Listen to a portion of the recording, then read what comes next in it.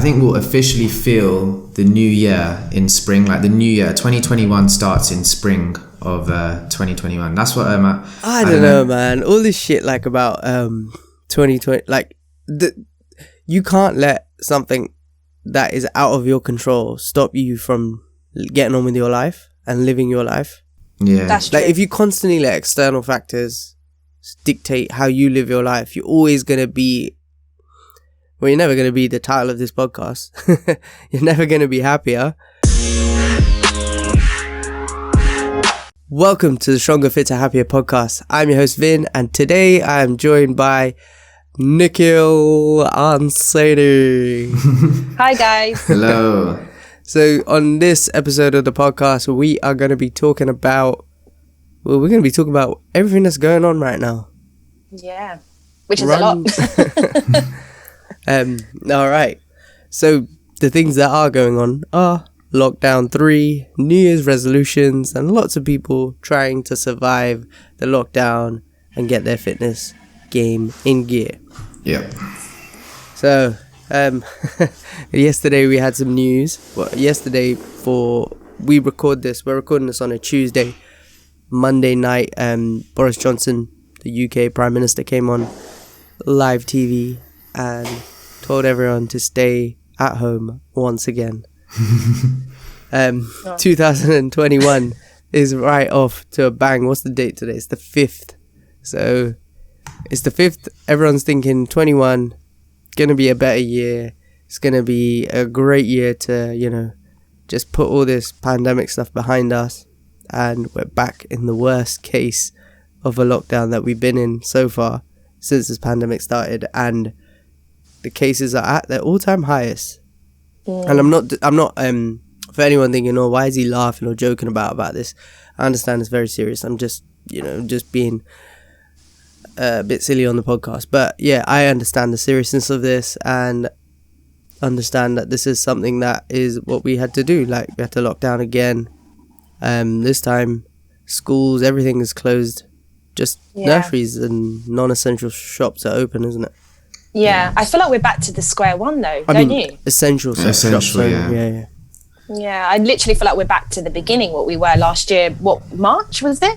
March 23rd is when we went into the first kind of UK.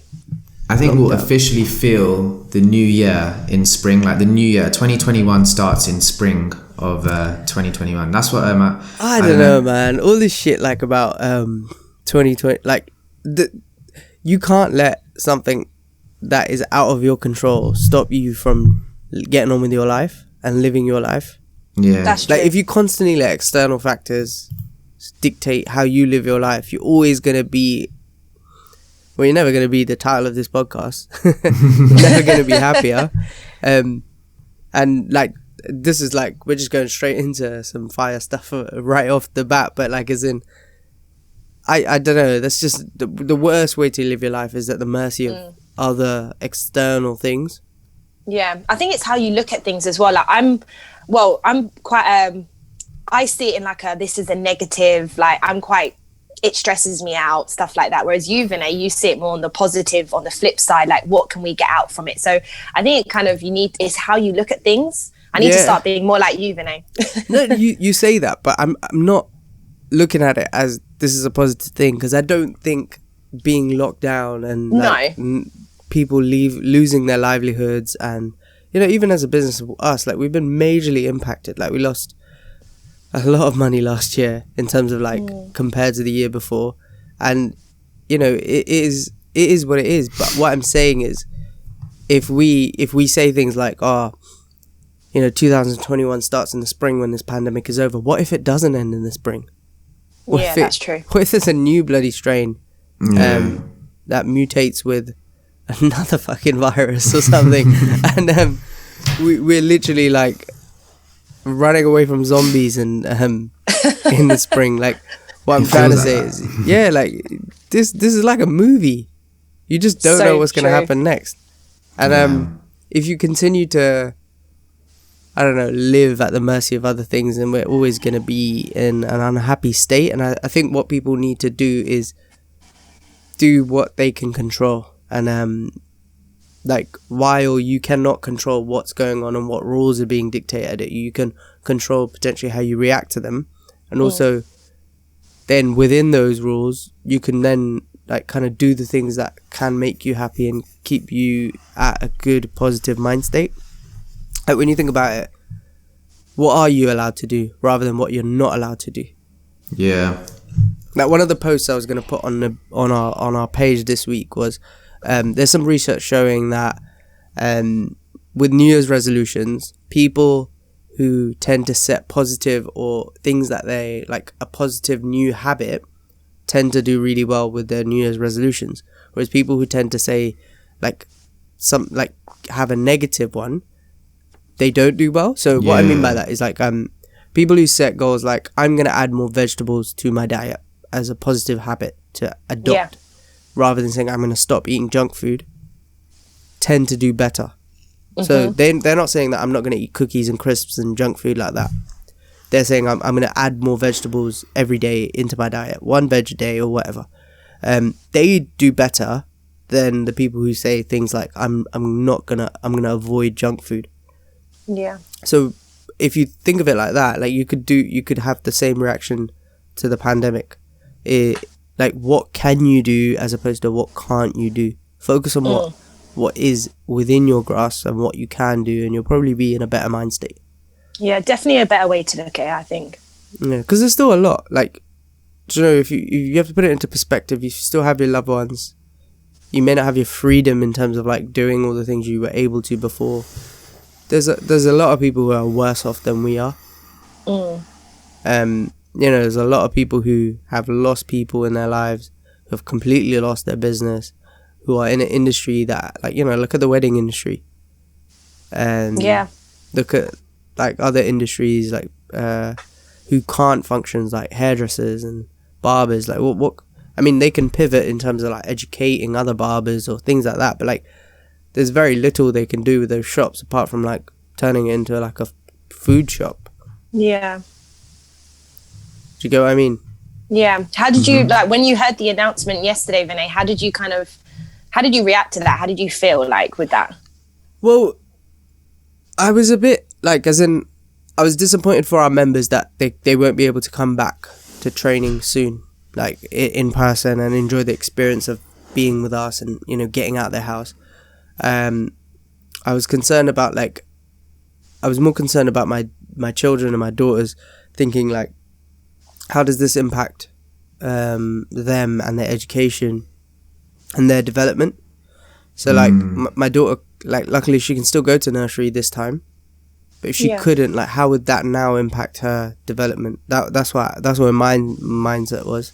And my youngest daughter, who's just turned 5 months a couple of days ago, I was thinking about, like, you know, for the 5 months she's not really had much of an experience compared to my first daughter in terms of like the world, like things and places and those sorts of experiences. Yeah. And I was thinking more about that kind of stuff and how is it going to impact her for the next like 7 weeks and stuff. But luckily there is a positive, you know, there's a vaccine now and hopefully things will get better and all these things they will improve. Like, I'm just kind of, you know, never trust a politician, but like our Prime Minister has said, you know, like from February he's hopeful that things are actually going to start to improve, and once the vaccine's like out to a lot of the vulnerable people and things, that they'll be able to ease restrictions. And I'm you know, I'm an optimist, so you guys know that I will not believe it, but like kind of try to believe it, if that makes sense. Like try to be on that side of the things and say. I was going to say is, like, for you, it's very much of having a balance between being an optimist, but then being a realist at the same time. You see, for me, it was a bit different. Like, I've been trying to have this optimistic outlook, and I thought it can't get any worse than sort of tier 4, right? Like, oh, it's going to get better. It's going to get better. Like tier 4, like things will sort of, you know, play out well and things like that.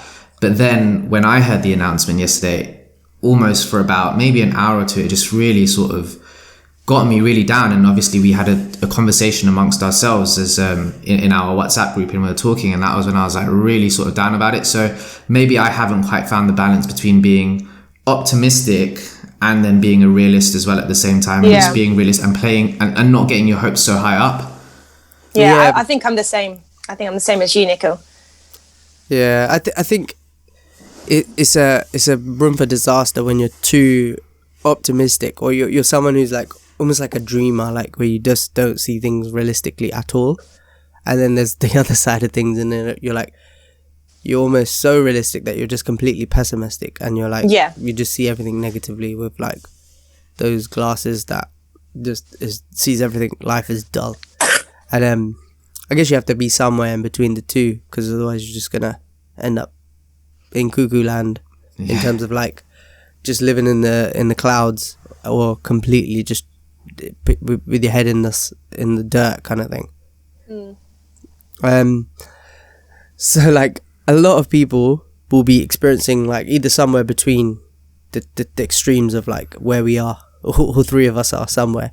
And a lot of people obviously have set New Year's resolutions. As something I wanted to discuss on this podcast, about helping people out with the news yesterday and not failing on their New Year's resolutions. So the New Year's resolutions we're obviously talking about is probably going to be along the lines of fitness, health, body, nutrition, just improvement of their just general well-being, to become stronger, to become fitter, and to become overall happier than they were in 2020, and so they can have a better 2021. So have you guys set any New Year's resolutions? I actually haven't. This is the first year where I haven't actually set myself any kind of, well, apart from like my own kind of personal lifestyle, like in terms of me moving forwards with my moving out and stuff like that, and goals that I have there. But in terms of any kind of New Year's resolutions, I haven't actually set many, which is weird. Have you guys? Not really. No, actually. I mean, I do have New Year's resolutions in terms of health and fitness. Like, obviously, I want to be just continuing with my sort of development in that area and continue pushing myself, going outside of my comfort zone, training like really hard and things like that. But other than that, outside of that, I haven't really, maybe because the last year was just a weird one. I don't know. Normally I do have a resolutions, but not really. I don't know. Have you, Vinay? I wouldn't call them a New Year's resolutions. I've got some goals, and I wouldn't even call them goals. I've just been trying to get clear on my life mission, basically, like. Yeah, I'd say the same. Stuff. Yeah, it's not like a resolution or a goal or something like that. It's more sort of clarity with, or mapping out how I potentially would like the year to go. Yeah. I've more been looking at like the North Star of like where I want life to go, in terms of like what I want to be, who I want to be, how I want to live, and stuff like that, and what's important and that side of things. I'm listening to a book called Essentialism, by Greg. I don't want to mess up his last name, but McCohen. So it's a really good book. I can't remember who recommended it, but I think it was Jamie Alderton. So far, it's like literally right up my street in terms of like living simplistically, but also essentially in terms of like with a purpose, and with a clear like kind of where you're trying to go. And that's why I'm kind of been thinking about what is it, like clarity in terms of like, what do you want from life, and where do you want your life to go, and what's important. So that's kind of where I'm thinking around the New Year's resolution. So so no real like kind of specific things at the moment, aside from business goals, with like specific things that we need to do with what we're trying to achieve with Body and Beyond the diet and stuff like that. And just some family stuff, like in terms of like specifics of what kind of dad I want to be, what kind of partner I want to be, and that so on. Yeah, but yeah, other than that, not really.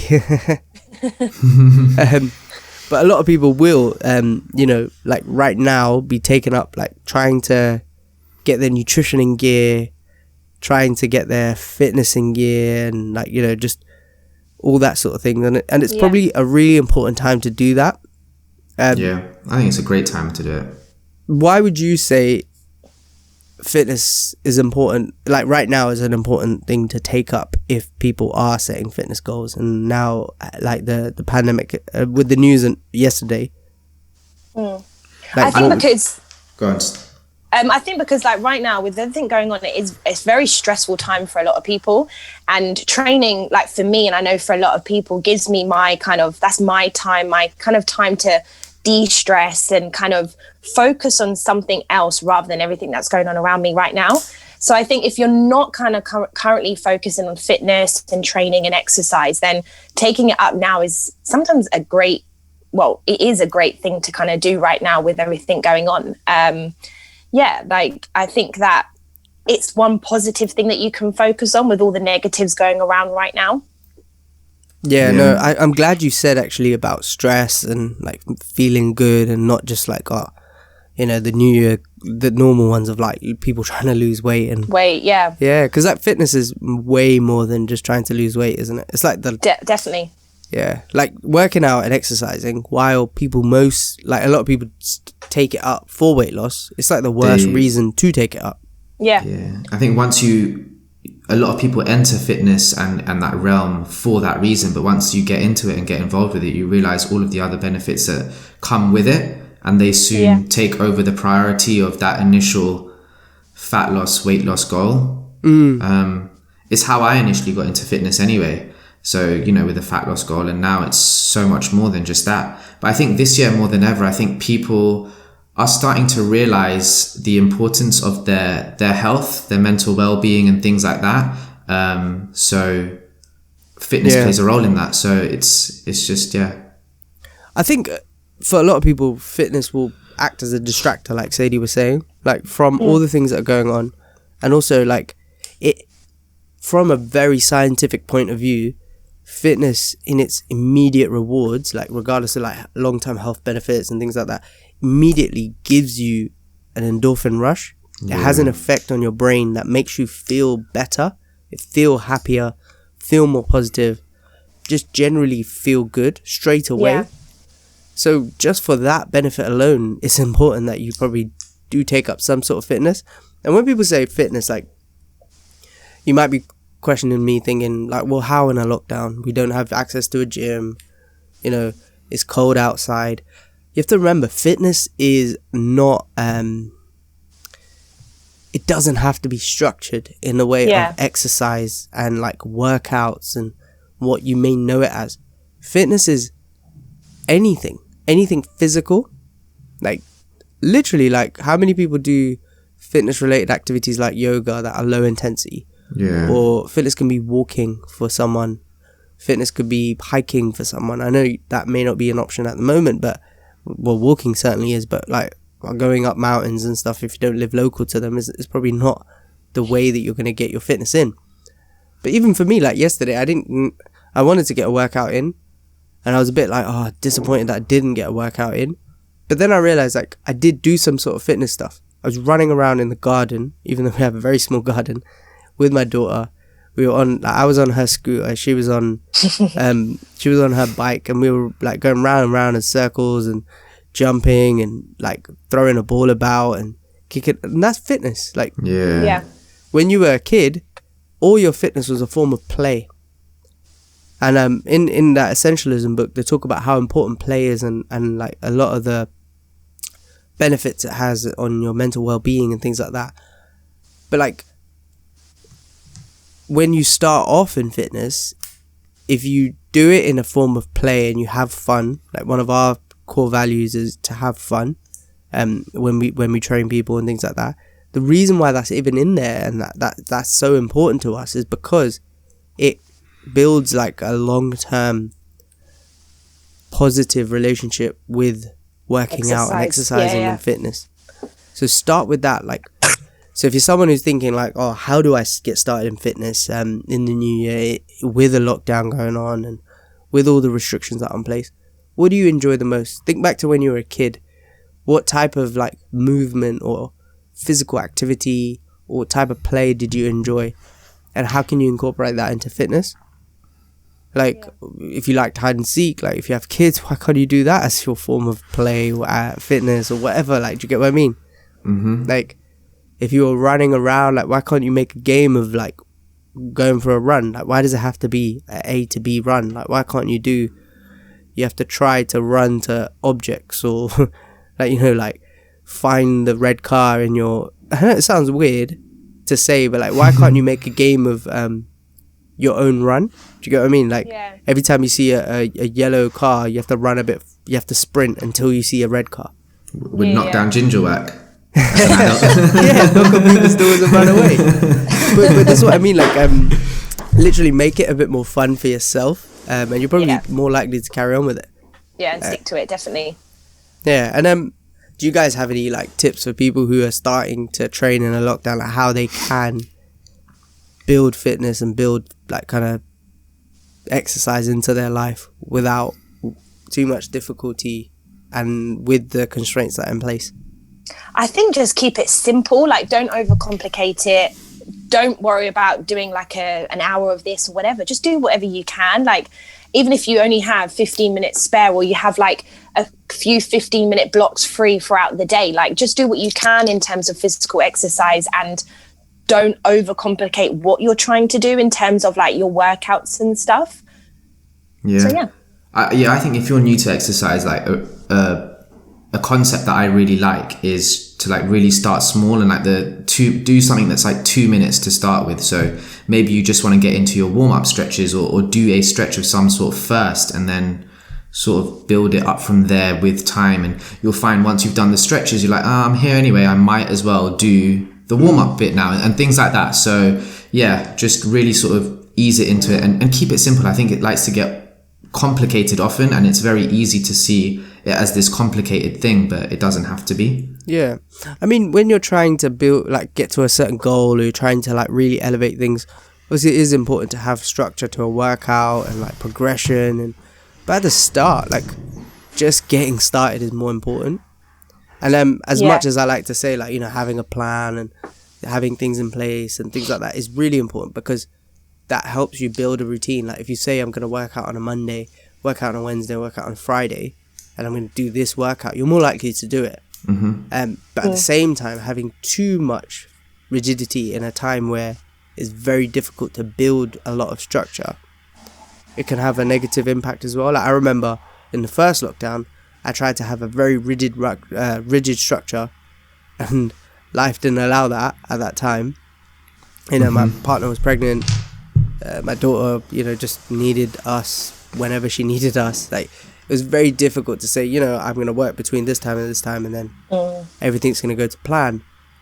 And I'm going to work out at this time, and, you know, and then my daughter wakes up early and I have to be with her. Like, it just didn't work, and it ended up making me frustrated because I couldn't stick to the structure that I built. So if you're someone who's like that, then have a bit more flexibility. Like, just say that you're going to get a session in, as opposed to like that specific session or that specific type of workout or whatever. But if you're someone who wants to build a bit more structure and needs that discipline, then do it with a bit more structure and routine, and maybe get some accountability and things like that. And that was the next tip I was going to actually say, without sounding like we're trying to plug like what we do or anything like that, but like having people like us, like coaches, or having something to go to, or someone sending you a program, sending you a workout, that sort of thing works really well.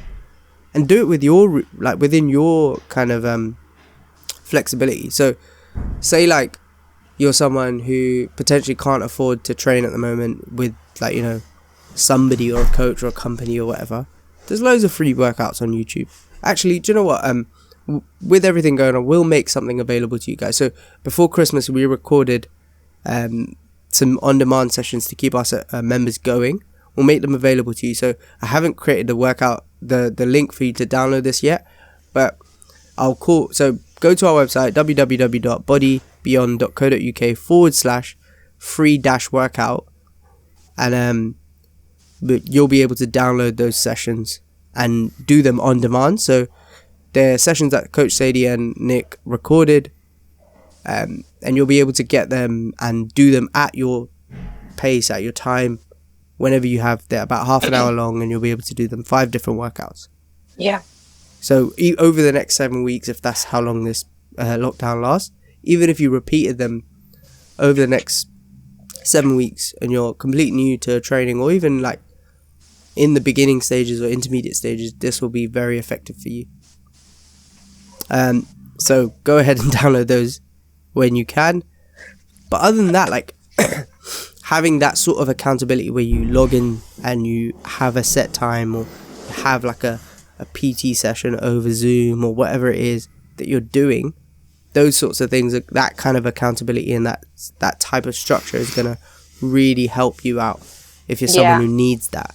Because, you know, not everyone's a personal trainer. Do you get what I mean? They're not just going to know what to do and that sort of thing. Like, we can just, you know, pick up a workout whenever we want.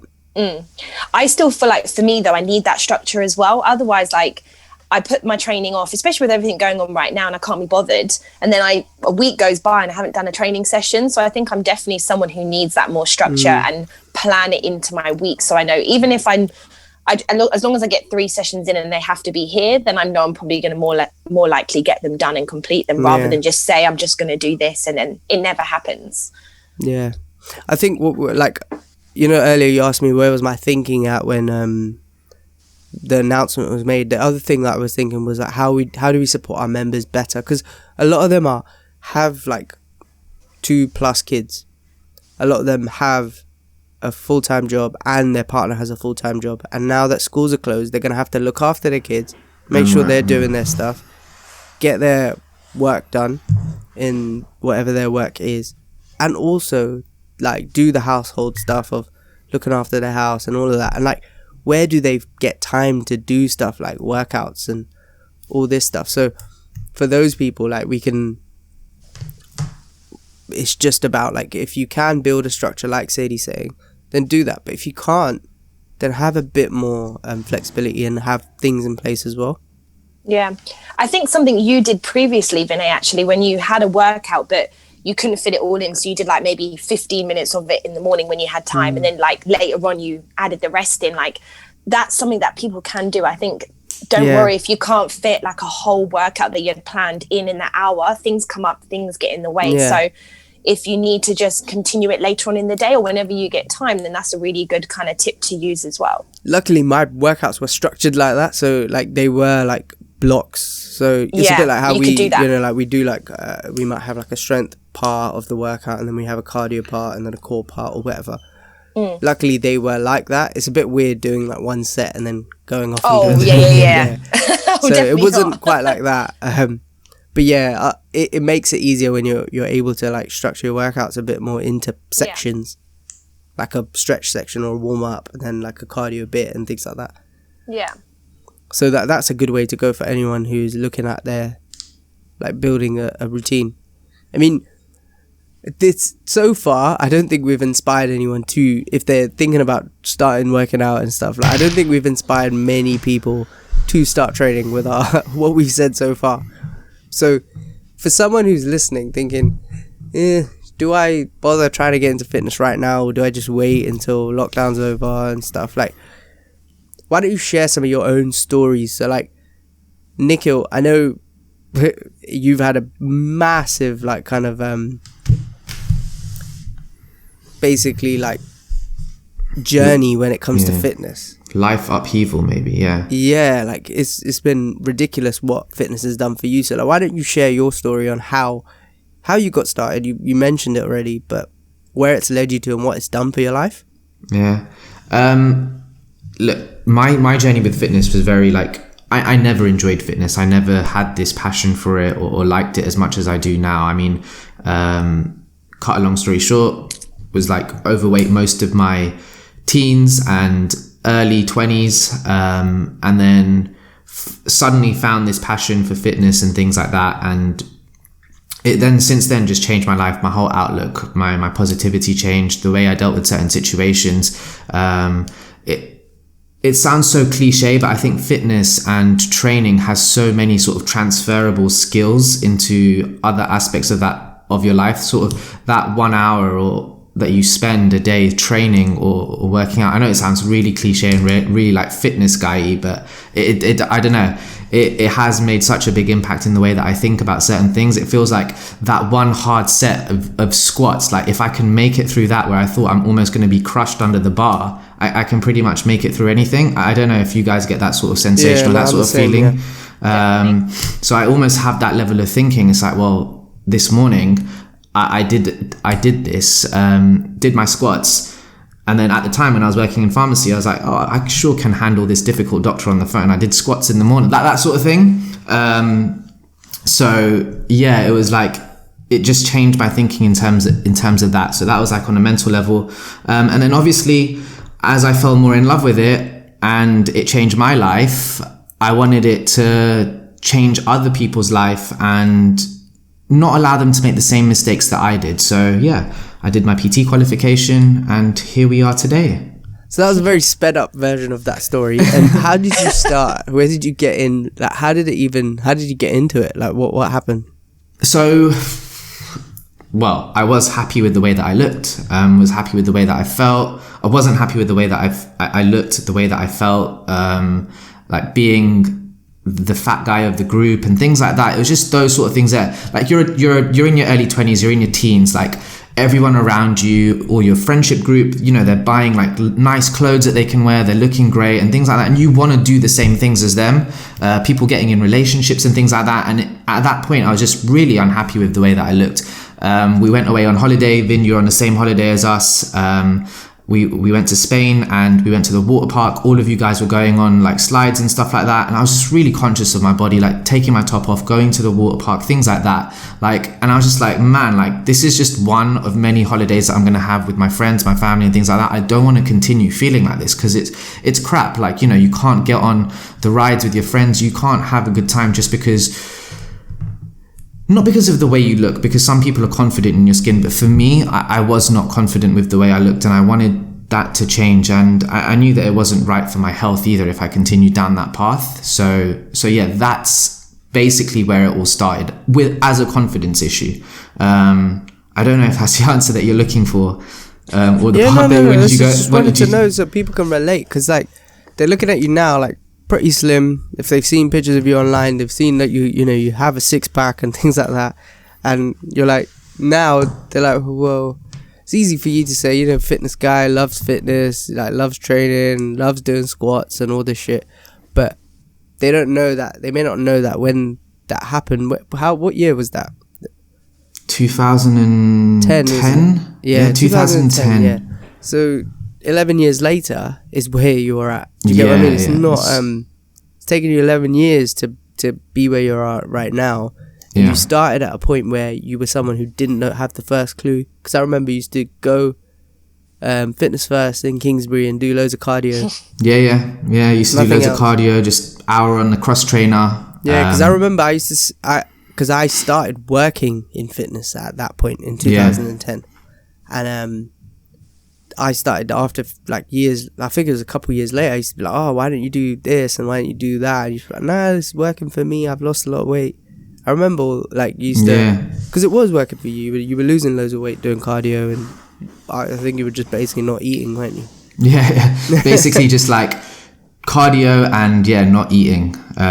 Well, eating but not eating enough. I remember before that holiday, like I think that's the years I started those fat loss pills.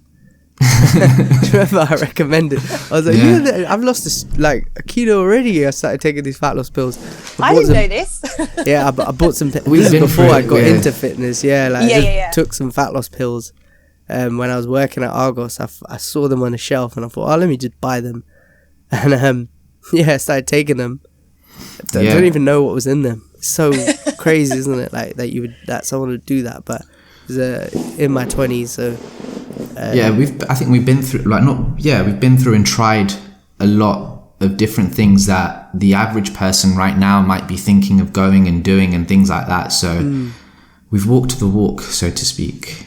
Yeah, and I guess that's why we do what we do, because we've experienced how wonderful getting into training. And I know that sounds like, you know, if you're someone who doesn't work out, you may not understand this, but like we understand how incredible of a life change and transformation in your life, even if you don't change the way you look, it can have on you. So we want to create that kind of in other people. That's literally why I do what I do and why I got into fitness and why I wanted to become a personal trainer. I saw what it did for me and I wanted the same feeling to happen in other people, and that's why I did what I did. And that's why we're good at what we do as well, because we've been through it ourselves. I mean, Sadie, you came into fitness maybe a bit different. You were quite sporty when you were growing up and stuff like that. What has fitness done for you? Why is it important for you? Why is it a big part of your life now? I think, yeah, because getting into it, I don't have like a massive journey like you guys in terms of like transformation, sorry. But yeah, in school and stuff growing up, it was the only thing that I really enjoyed and the only thing really I was good at. Everything else I was failing at. And then, yeah, like when I first actually got into fitness, like, yes, I enjoyed it, but I didn't know the benefits it had. Like that came over time, like in terms of like more, yes, physically and seeing my body change and those sort of things. But in terms of like mentally and how, like, I know everyone goes through stresses in their life, but how, sorry. Yeah, just how.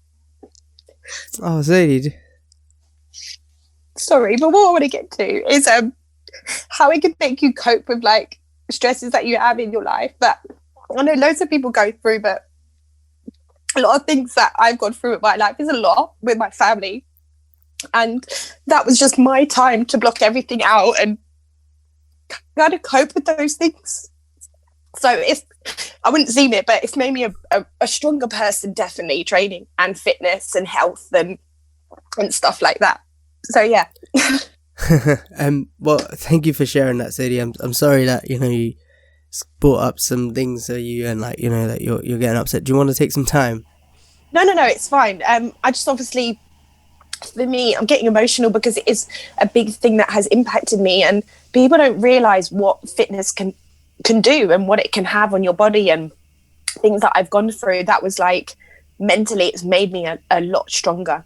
And yeah, so you wouldn't think it because I'm crying my eyes out, but yeah, like it has. So no, I've definitely seen that in you in terms of like it's one of your things that you love to have and include in your life, because I guess it is important to you, and you can clearly see why it's so important to you, because it does a lot for you in terms of like helping you, and then yeah, going from there. What impact has it had on yours, or what was your entrance into fitness, Vin? Well, like I was saying, when you were talking about the year we went on holiday and stuff, that was the year that it was a big change for me in my life. It was a year that I think, what was it? I did my fitness instructor course that year. So I was at university. I've told the story before, I think, on the podcast, but someone, like one of the lecturers offered like a course, like a level 2 fitness instructor course, as a supplement to our sport and exercise science degree, just to differentiate yourself a little bit and just to add some more tools to your arsenal. And he was like talking about when you get a job, things like that, like just build your CV. So I thought I'll just do the course. This is an overweight person who didn't do any exercise, did a little bit of exercise at uni because there was a discounted gym membership, so I used to go a bit. That's where it got started. And I just thought I'd do this course. No intention of working in fitness or in a gym. As part of that, we had to then get work experience. So I got work experience in a local gym. And one of the trainers there wrote a program for me. So he was like, oh, do you work out and things like that? This is Barry Perkins, great personal trainer. Look him up if anyone's looking for one-to-one personal training. He wrote a program for me and actually got me into training. So I started working out, started doing things in the gym there, and I was like, oh, this is really like, this is enjoyable. Like I started experiencing the things that we were talking about, like overcoming pain, like physical pain, overcoming it, seeing a difference in the mirror, losing weight. I wasn't trying to lose weight, it just happened. I was overweight, but I wasn't really uncomfortable about how I looked. If anything, I started getting more comfortable with how I looked because I got into fitness, because of gym magazines, personal training, and the industry of like trying to look good and trying to have a six-pack. That made me insecure more about my body than being overweight did before I actually got into fitness. So that's another topic for another episode. But yeah, that's how I got into it, and I saw the benefits I was having, and I just really enjoyed it. And then fast forward, like the manager of the gym said, or the owner of the gym said, like, once you qualify, message me and then you can potentially get a job here because you did well during your work experience. So I did that the next year, and I got a job, quit my part-time job at Argos and started working in the gym. And obviously, as you help people, when you start working out and you start seeing the improvements in yourself, and you start, people coming, like literally people used to come up to me and be like, oh, like, you've helped me lose weight, or help this person. Now, like, my friends come in, and because the way that the gym that I worked at worked was like, you actually, rather than people just coming on a membership, you actually helped them. So you gave them a program. Every new member got a program, got guidance from a fitness instructor. So I was part of beginners' journeys into fitness, even though I was overweight. And people probably used to think, like, people have told me that go to that gym, that used to go to that gym because it's closed now, that they used to think, like, what does this fat kid know, like, about getting into shape? And I guess not much at that time, apart from what I'd learnt. But because I was helping other people and, like, you know, seeing people lose weight and, you know, seeing the smile grow on their face from doing that, and it happening to me as well, I was like, it just gave me that bug of like, there's this no is thrill what I'm like it. supposed- I don't know. I like coming from a background in pharmacy. Of course, we're helping people there as well, but I can't compare it to the thrill that I get now of like sort of receiving that feedback, seeing that smile, like knowing that you've changed someone's life, like or have an impact on their life on their day-to-day. It's just, yeah, there's no thrill like it. It's crazy, isn't it? Like, there's, like, when you think about like the type of impact and the type of doors it opens. So someone comes into a gym, they're coming maybe because they want to look better, or their doctors, like, most of the stories are like either two ways. I want to lose weight for a holiday or something coming up. I want to lose weight because I'm getting too overweight and I just need to take care of myself. I want to lose weight because I need to look better. Or finally, the doctors told me that I'm going to die if I don't lose weight or start looking after myself or get fit. Or I'm super unfit, some event's coming up and I need to get fit for it. One of those is usually the way people get into working out. Now maybe more so because they want to do something for themselves, or they want to do something for their mental well-being, as that's become a bit more of like a topic that people started to talk about. But back then, when I was doing, that was the only things people came to. Yeah. And helping them from just, you know, building them a program, getting them into like a routine or something, giving them even that sense of accomplishment that they've come to the gym 3 times in a row or 3 times in a week. Just little things like that, like of finishing a workout that I've given them. They were like proud of themselves. They were immediately like, I'm doing something good. I'm doing something positive. And they were interacting with people in the gym. All of that, all of those things that happen helped me realize that this is amazing. Like what we're doing for people is amazing. And then when you get to the big transformations of like someone who barely spoke in their first session, can't stop having a conversation with you, who then has like left their career or pursued like something new, or someone who's told you a story of like they couldn't have children because they were overweight, and like now they can have IVF and they've lost weight and they've like, you know, they're pregnant and all these things, like amazing stories that fitness has brought. That's how I got into working out. Because like obviously when you help other people, you kind of can't be a hypocrite and you got to do it yourself. But also like the journey of like trying to look better, trying to get in shape for myself, doing it for other people, that sort of thing. It was all by accident as well. I literally got into fitness because I was trying to build my CV, and I just literally by accident learned how amazing it is. And I guess that's how I got into it, and that's what you could do for yourself getting into fitness this year, and just being consistent with it. That sense of accomplishment, that sense of achievement, that sense of doing something for yourself, that time out for yourself. It doesn't have to do anything to do with changing your body and the way you look.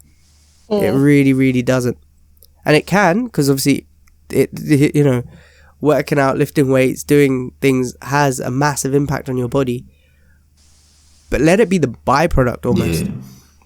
Let the other benefits drive your fitness, drive your training, and then let maybe spark something into your nutrition and looking after your nutrition as well. And then take it away from there. because that's how you're going to really get into fitness. And if someone's looking at how do I do it, how do I get into fitness, there's many ways you can take. We can't tell you how to get into it that way, but without again plugging what we do, but this is what we do. Do you get what I mean? So it'd be a shame not to invite you to come in. But like, we have a 30-day challenge that we offer every month. We run it. We only take on 7 people. We used to do 6 last year, 7 this year. And you can get involved in that at bodybeyond.co.uk/30-day challenge, or have a look at Beyond a Diet. So that's more nutrition related. So it's something me and Nico do, and we do offer like workout support in that, but it's more of a nutrition focus. So if fitness seems a bit intimidating to you, you've never worked out before, you want to look after your nutrition first and then add training into it, or start training in a way that's a little bit less intimidating, a little bit more on your control, then have a look at Beyond the Diet .co.uk. We start our next intake. We start next week Monday. Doors close on Friday, so if you want to get involved, do that soon.